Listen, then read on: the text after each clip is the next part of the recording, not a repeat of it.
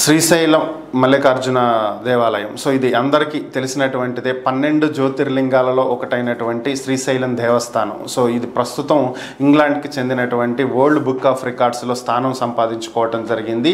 Temple విస్తీర్ణము, అలాగే గుడిలో ఉండేటువంటి నంది ప్రాముఖ్యత, అలాగే దానికి కలిగినటువంటి పురాతన చరిత్ర, ప్రాధాన్యత ఇవన్నింటినీ అధికారులకి వెల్లడించినటువంటి నేపథ్యంలో ఇంగ్లాండ్కి చెందినటువంటి వరల్డ్ బుక్ ఆఫ్ రికార్డ్స్ ప్రతినిధులు దీనికి సంబంధించినటువంటి రికార్డ్ని నమోదు చేసి ధృవపత్రాన్ని శ్రీశైలం ఎమ్మెల్యే బుడ్డా రాజశేఖర్ రెడ్డికి అందించడం జరిగింది. అలాగే ఈ సందర్భంలో ఆలయ ఈఓ కూడా అక్కడే ఉన్నారు, ఆయనకు కూడా దీన్ని అందించడం జరిగింది. గతంలోనే ఐఎస్ఓ సర్టిఫికేట్ పొందినటువంటి, ఐఎస్ఐ సర్టిఫికేట్ కూడా పొందినటువంటి దేవాలయంలో ఎన్నో అంశాలు ఉన్నాయి. ఇది మరొకసారి ప్రపంచ రికార్డ్ని సొంతం చేసుకోవటం అనేది, అది కూడా 12 జ్యోతిర్లింగాలలో ఒకటవటం, అది మన ఆంధ్రప్రదేశ్లో ఉండటం, కర్నూలు జిల్లాలో ఉండటం అనేది గొప్ప విషయం అని చెప్పి అధికారులు ప్రకటిస్తున్నటువంటి పరిస్థితి.